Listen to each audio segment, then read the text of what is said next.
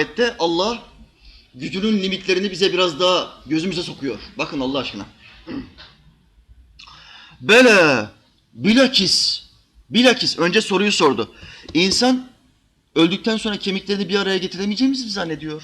Allah önce sordu. Peşinden de şimdi kendisini tasdikliyor. Bela, bilakis kadirine. Biz kadiriz. Biz güçlüyüz. Biz bunu yaparız. Ale en nusevviye benane. Parmak uçlarına varıncaya kadar. Öyle bir yaparız ki parmak uçlarına, parmak izlerine varıncaya kadar. Bütün kemiklerini bir araya getiririz. İmam Fahrettin Razi diyor ki, neden parmak ucu kemiklerinden bahsediyor? Çünkü Allah'ın insan bedenini yaratmada en son yarattığı şey parmak uçlarıdır. En ince kemikler de parmak ucu kemikleridir. Bütün kuvvetli kemikleri bedenin temeli mesabesindeki omurga kemiğini bile yaptıktan sonra en uçlara gelir. Parmak uçlarındaki kemikleri bile yapar. Peşinden ne yapar? Peşinden her birimize bir imza verir. Biz insanların imzası nedir kardeşler? Kalemle attığımız imza değil. Hepimizin imzası var. Bak bu parmak izleri var ya. Parmak izini Allahü Teala bu ayette parmak izleri falan kimse bilmiyor. Herkes ellerinde bazı çizgiler olduğunu görüyor.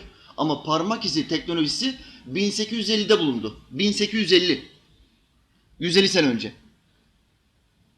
Allahü Teala Kıyamet suresi 4. ayetinde parmak izlerinden bahsediyor. Parmaklarının ucuna varıncaya kadar ne demek? Parmaklarının kemiklerini yerine getireceğiz.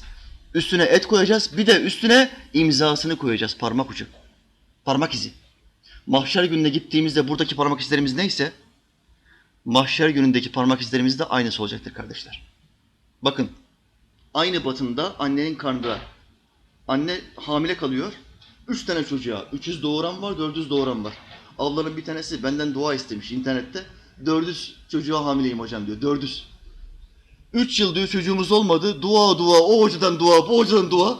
Herhalde hocam diyor 4 tane hocanın duası bir geldiği için diyor. Bir latife yaptı orada. 400 çocuğum oluyor diyor şu anda. 400. Sübhanallah. Allah mutluluğu göstersin inşallah. Vatana millete faydalı olsun. Bakın. 4 tane çocuğu var annenin karnında. Doğdukları zaman ne olacak biliyor musunuz? 400 olmasına rağmen 4'ünün de parmak izleri farklı olacak. Bu Allah'ın kudretidir. Bu Allah'ın gücüdür kardeşler. Bilim adamlarının tespitidir. İlk insandan bugüne gelinceye kadar ne kadar insan olursa olsun bunların tamamının parmak izleri birbirini tutmuyor. Hepsinin parmak izleri farklı. Elimizi nereye atsak bu izleri bırakıyoruz.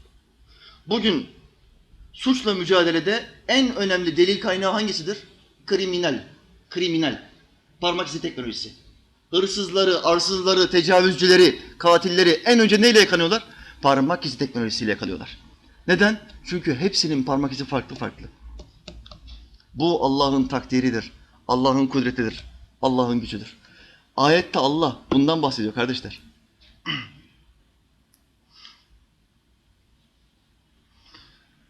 İnsan vücudu gelişir, büyür, 100 yaşını görür, bazısı 110 yaşını, 120 yaşını görür.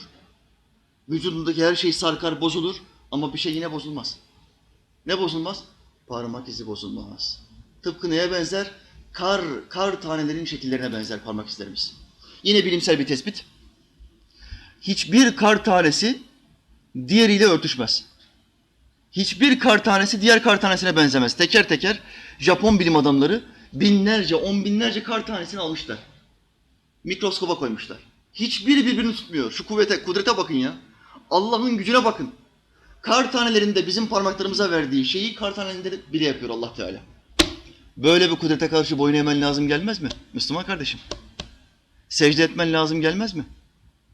Günde 5 defa onun huzuruna durman lazım gelmez mi?